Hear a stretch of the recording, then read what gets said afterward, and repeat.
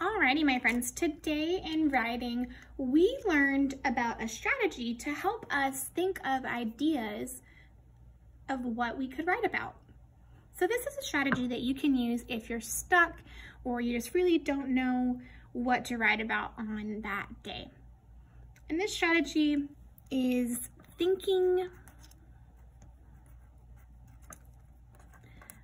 of someone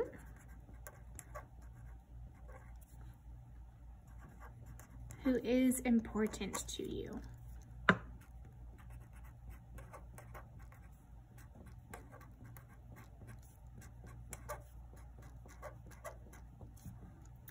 Whenever you're writing this, you're going to want to put it in your writer's notebook.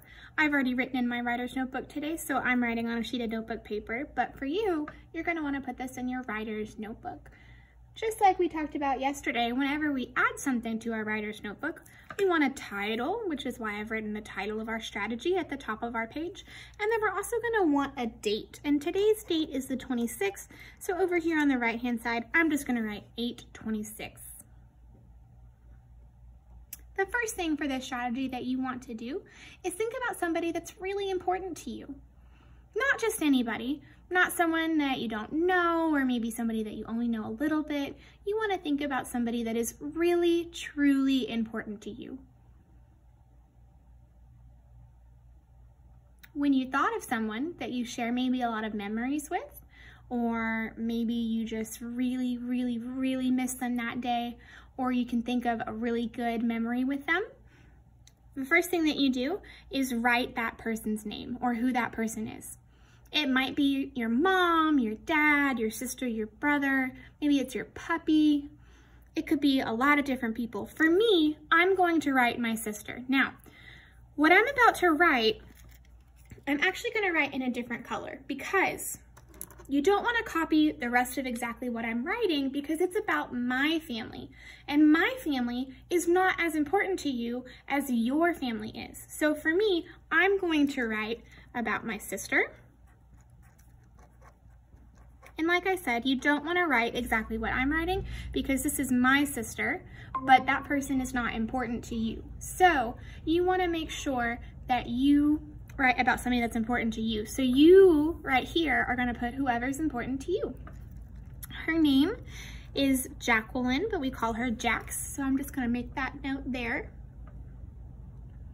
After you have picked someone, the next thing that you want to do is you want to think of 2 or 3 really good small moment stories. Remember that small moment stories are those moments that you only experience once in a while, okay? It's not going to be something like going to the grocery store or going to school every day. It's something that a small moment happened. It's going to be something that is really memorable and it stands out because it was unique. So the first thing that I think of with my sister is the day my nephew was born. I know this is a great small moment story because my nephew was only born one time. And so there are lots of details that I can add there to help make this story really great. It's going to be a great small moment story. The next thing that I thought of when I thought of my sister was the day that we went to adopt a puppy from the animal shelter. So I'm going to put the day we went to adopt a puppy.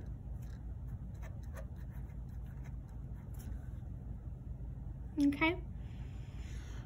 I know that that's a good small moment story because we don't go every week to adopt a puppy. We only went one time. The last moment that I thought of was when we got lost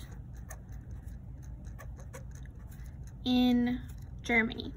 Now, at first, for this memory, I thought about putting our trip to Europe, but there's just so much about our trip to Europe that I could write about. I really had to stop and think, okay, I can't write about our whole trip to Europe. So what is one small moment from that trip that I could write about. And we did get lost at one point when we were in Germany. And so I think that is a good small moment that I could add there.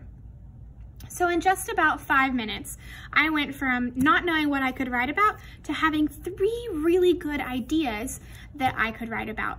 And your next step here is all you want to do is choose one of those 3 ideas. I think the memory that is the strongest for me right now, that I would have the most success writing, is probably the day my nephew was born. And the reason for that is just because that happened about a month ago. It is a fresh memory for me, but any of these memories would have worked just fine. So you just want to make sure that you choose one that you feel like you can add a lot of details to, and then you want to go from there. So your next step after you've picked one of your 3 memories is to turn on over to a clean page, and that's when you're going to start writing that story. You want to think about, how did it start? And maybe how did it end?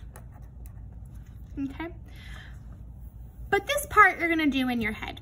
You don't have to write start and end. You're just going to think about the beginning and end of your story, and then in the middle of your story part, this is where you're going to want to add those details, maybe some dialogue, some conversations that you had, some more information about that story. You can be as detailed as possible with your writing, because that's what we want to do with our small moment stories. All right, my friends, I hope that this helped and that you have a great time writing your narratives today.